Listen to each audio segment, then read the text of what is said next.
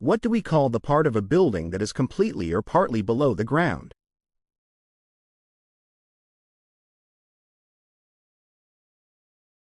What is the name for a structure consisting of a roof supported by columns or piers, usually attached to a building as a porch?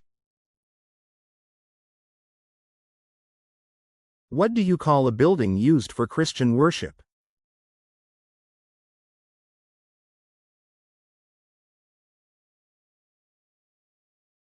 What do we call a tower-like structure providing ventilation?